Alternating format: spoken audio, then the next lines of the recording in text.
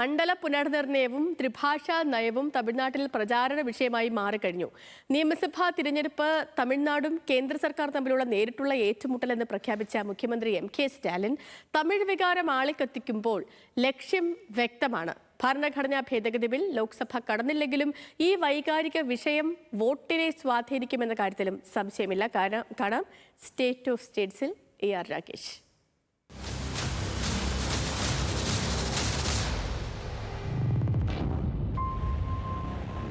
അന്ന് തമിഴ്നാട്ടിൽ ജ്വലിച്ച ഹിന്ദി വിരുദ്ധ സമരത്തിന്റെ കനൽ ഡൽഹിയെ ചുട്ടുപൊള്ളിച്ചു.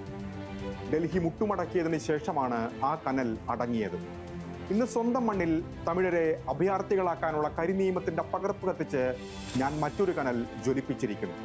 ഈ കനലും ദ്രാവിഡ മണ്ണിൽ ഉടനീളം പടരും. ഇത് BJPയുടെ അഹങ്കാരത്തെ ശമിപ്പിക്കും.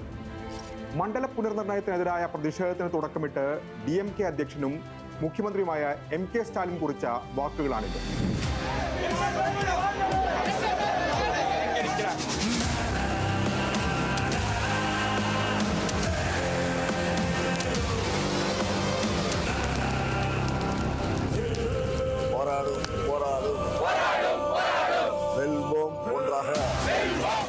മണ്ഡല പുനർനിർണയത്തെ 1967 ഹിന്ദി വിരുദ്ധ പ്രക്ഷോഭവുമായാണ് സ്റ്റാലിൻ താരതമ്യം ചെയ്തത്. തമിഴ് ഭാഷാ സംരക്ഷണ സമരങ്ങൾക്കും ഹിന്ദി വിരുദ്ധ നിലപാടുകൾക്കും ഇന്ത്യാ ചരിത്രത്തോളം തന്നെ പഴക്കവുമുണ്ട്.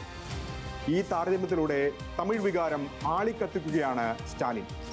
അതും വോട്ടെടുപ്പിന് വിരലെണ്ണാവുന്ന ദിവസം മാത്രം ബാക്കി നിൽക്കും.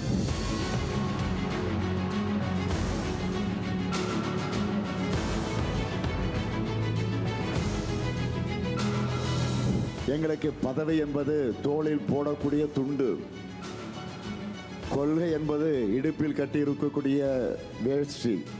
அறிஞர் அண்ணாவும் தலைவர் கலைஞரும் தந்த தன்மான உணர்வோட தமிழ்நாட்டை பாதுகாக்க உங்களுடைய ആദരവൈ കേട്ട് ഞാൻ വന്നിരിக்கிறேன். 2026 നിയമസഭാ തെരഞ്ഞെടുപ്പ് തമിഴ്നാടും ഡൽഹിയും തമ്മിലുള്ള പോരാട്ടമെന്ന് പലകുറി പറഞ്ഞിട്ടുണ്ട് M.K. സ്റ്റാലിൻ.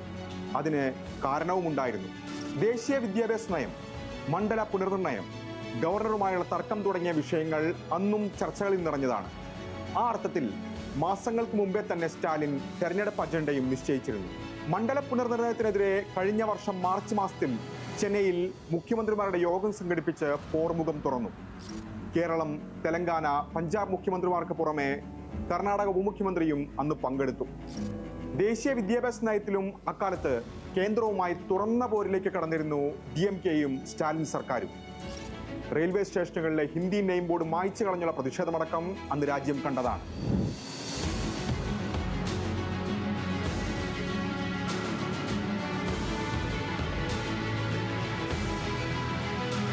ഈ പ്രചാരണ കാലത്തും ഇതേ രണ്ട് വിഷയങ്ങൾ മുഖ്യ ചർച്ചയായത് യാദൃശ്ചികമാകാം. CBSE സ്കൂളുകളിൽ 6ാം ക്ലാസ് മുതൽ 3 ഭാഷകൾ നിർബന്ധമാക്കാനുള്ള തീരുമാനമായിരുന്നു ആദ്യം വന്നത്. ഇത് കേവലം പരിഷ്കരണമല്ലെന്നും ഹിന്ദി അടിച്ചേൽപ്പിക്കാനുള്ള ആസൂത്രിത നീക്കമാണെന്നും ചൂണ്ടിക്കാട്ടി സ്റ്റാലിൻ എതിർപ്പ് പരസ്യമാക്കി. തെരഞ്ഞെടുപ്പ് പ്രചാരണ യോഗങ്ങളിൽ വിഷയം കത്തിച്ചു. DMK ഭരണത്തിലുള്ളിടത്തോളം കാലം ത്രിഭാഷാ നയം നടപ്പാക്കില്ലെന്ന് പ്രഖ്യാപിച്ചു. ദേശീയ വിദ്യാഭ്യാസ നയത്തോടുള്ള ശക്തമായ വിയോജിപ്പിലൂടെ തമിഴ് സ്വത്വത്തിന്റെ കാവലാൾ എന്ന പ്രതിച്ഛായ ജനമനസ്സുകളിൽ ഉറപ്പിക്കുകയാണ് സ്റ്റാലിൻ.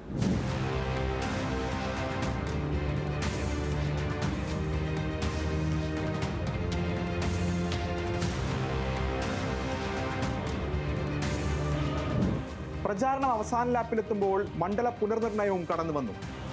പുനർനിർണയത്തെ തമിഴ് ജനതയുടെ രാഷ്ട്രീയ അധികാരത്തിന്മേലുള്ള കടന്നുകയറ്റമായി ചിത്രീകരിച്ച സ്റ്റാലിൻ ഇതിനെ അതിജീവന പോരാട്ടമായാണ് വിശേഷിപ്പിച്ചത്. കേന്ദ്ര സർക്കാരുമായോ ഗവർണറുമായോ ഉള്ള തർക്കത്തെ വെറും ഒരു ഭരണപരമായ പ്രശ്നമായല്ല, മറിച്ച് തമിഴ് ജനതയുടെ ആത്മാഭിമാനത്തിന് നേരെയുള്ള ആക്രമണമായി വ്യാഖ്യാനിക്കുന്നതിൽ സ്റ്റാലിൻ വിജയിച്ചിട്ടുണ്ട്. ചുരുക്കത്തിൽ നിയമസഭാ തെരഞ്ഞെടുപ്പിനെ തമിഴ്നാടും ഡൽഹിയും തമ്മിലുള്ള പോരാട്ടമായി അക്ഷരാർത്ഥത്തിൽ മാറ്റിയിരിക്കുകയാണ് സ്റ്റാലിൻ.